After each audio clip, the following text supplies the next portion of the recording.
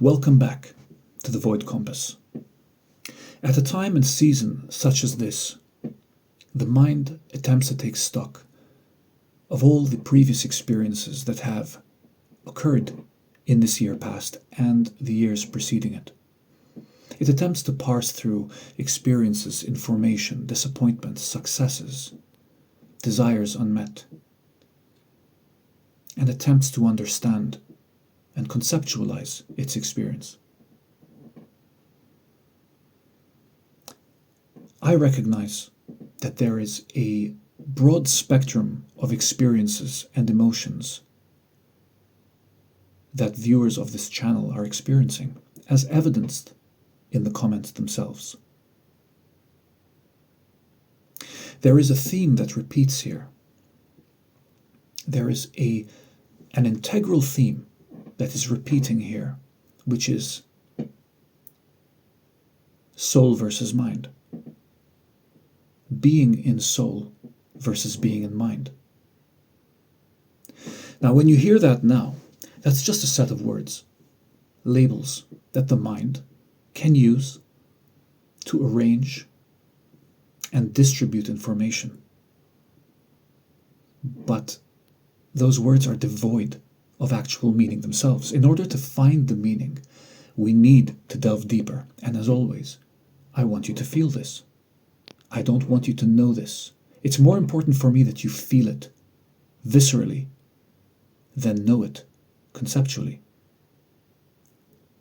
So soul versus mind. If you've watched any of my previous videos, you will know that oftentimes we will find ourselves in situations where our mind will attempt to take over. It is our job on an awakening journey, whether that is a twin flame awakening journey or a more conventional one.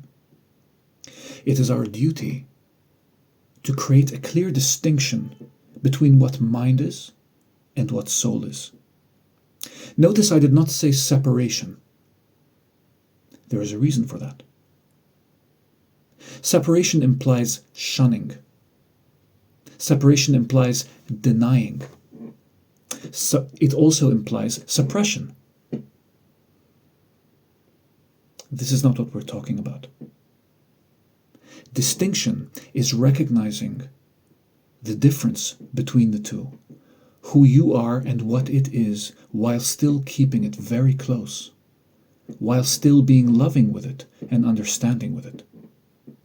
So you find yourself in a situation that brings you to that pivotal moment in consciousness where you have a choice. Are you going to react or are you going to respond? Two very separate actions. One is born in mind and one is rooted in soul. Reacting implies a lack of consciousness. When you touch a stove and it's hot, your arm pulls away without you even having to consider whether that's the right action or not. Responding implies taking in information, processing it, and coming to a place where you then make a decision and a choice from a standpoint of consciousness. One is always possible, but only when you are deeply rooted in soul. Which leads me back to a piece of advice and guidance that I've shared in an earlier video. When you are interacting with the world,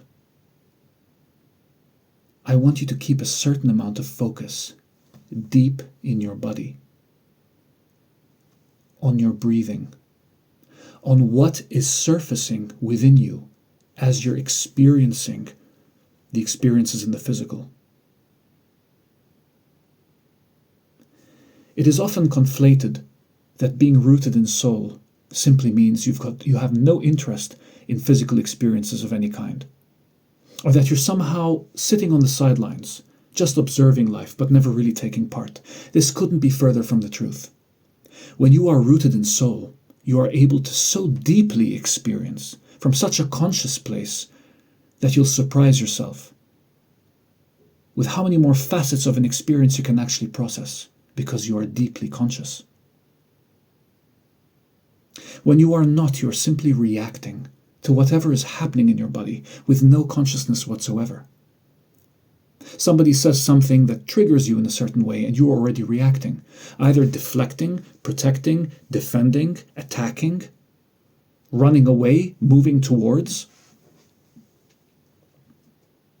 This is the opposite of being neutral and calm. If you want a seasonal example that I believe would be fitting for this time, especially considering we are at the winter solstice/Christmas period, a lot of you will be spending time with your families. What a wonderful opportunity to explore the multitude of triggers that will be headed your way shortly. Now, I say this slightly humorously, but the reality is some of those triggers are very painful indeed. Deeply inset patterns linking back to deep unattended traumas. How can you stay conscious in your body when it's so uncomfortable? This is why we speak about emotional transmutation, why we travel into the body with our consciousness and allow what needs to surface, so that we can clear a pathway for consciousness to reside. How else can you remain rooted in soul if there's no space for soul to build ground within you?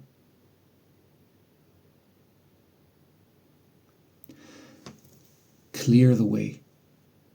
Come back into your body. When you're interacting with people, family members, loved ones, lovers, bring your awareness into your body.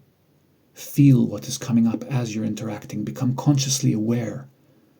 What is this situation reflecting to me right now? Why am I feeling this in my body? Before you jump into reactivity and the mind wants to label that outside person as the offender. You see that so often on the twin flame journey too. But they did this to me. They're only reflecting to you on a one-to-one basis, on a perfect one-to-one basis, where you are currently meeting yourself. So before we jump into reactivity, let's take responsibility. Responsibility, the ability to respond. Let's take responsibility for how we are showing up in our 3D reality and how we are showing up for ourselves internally. You cannot ignore what is occurring here and then attempt to flow and function with your surroundings in the exterior world with any sort or semblance of harmony. It won't happen. As within, so without. It begins on the inside. This is why I stress the importance of knowing yourself. You can only know yourself when you travel deep into yourself. Hence the void. Some of you are extremely isolated during this holiday season. I read the comments.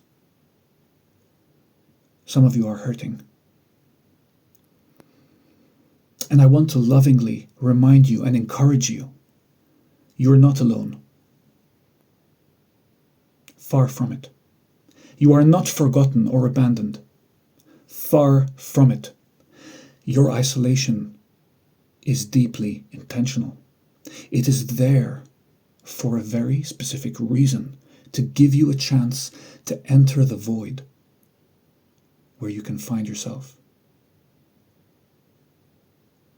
where you can move deeper into who you are. It's an opportunity, it's an invitation. Soul is beckoning you inwards. If you'll only but listen and look and sink beneath the surface waves where the pain exists. Pain is within the realm of the mind, not the soul. Remember that. That is not to invalidate your grief or your pain. We always validate it. We always treat it with the utmost respect and love, but you must know that it is not who you are. Underneath the grief, underneath the surface emotions, there is a depth of peace and tranquility that is waiting to welcome you. Come into the void. Spend time with yourself. Allow what needs to surface. Observe it consciously with love.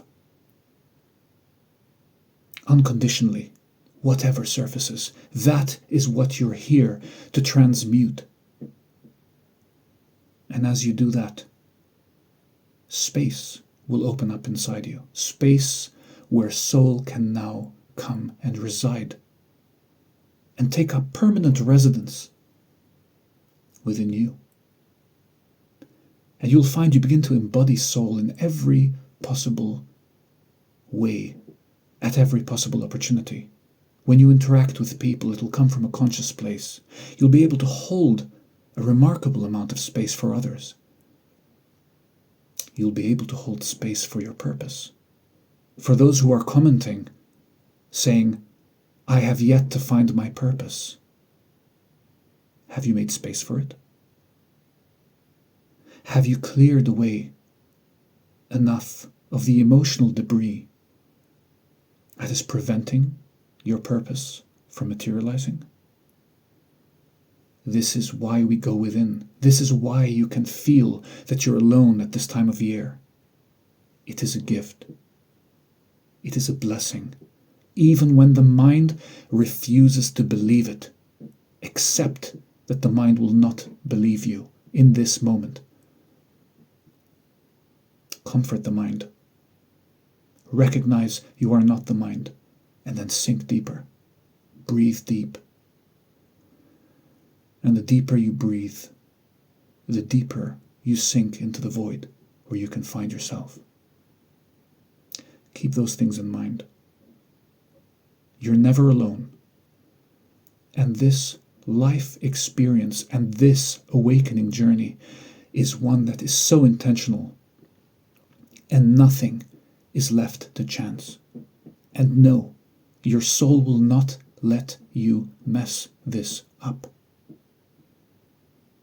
It is guiding you even when you're unaware of its guidance. So this season, come back into a place of responding consciously, neutrally from soul, and move away from reacting, which is the realm of the mind. Give that part of you as much love as you can. And know that if you're in pain, you are going to make it through this. It is your destiny to. Otherwise, you wouldn't be watching this. I'm just here as a reminder, telling you that. I'm going to leave it here. I wish you a wonderful holiday season, and I will see you the next time on The Void Compass with more.